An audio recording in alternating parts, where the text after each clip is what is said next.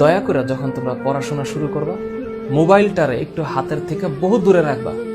This is a very silent killing একটা বিষয়। ঘন্টার পর ঘন্টা আমরা মনে করো স্ক্রলিং, কোনো কারণ ছাড়া। মনকে বুঝাইতে পারে না, মন বোঝে যে এটা একটা টাইম ওয়েস্ট হচ্ছে, কিন্তু আটকে আছি আমরা। এটা থেকে তোমাদেরকে একটু মুক্ত হতে হবে। তোমাদের তো অবশ্যই লাগবে। আমার ব্যক্তিগত জীবনে আমি যদি বলি, আমার অনেকগুলো কাজ থাকে, অনেক। সেই কাজের মধ্যে আমি যখন ডুবে থাকি, মোবাইলটাতে ধরার অনেক ক্ষেত্রে সময় হয় না। কিন্তু তোমরা যারা ক্লাস 9-এর বা 10-এর, তোমাদের তো সংসারের ভার এখনো মাথায় পড়ে নাই। যেদিন পড়বে,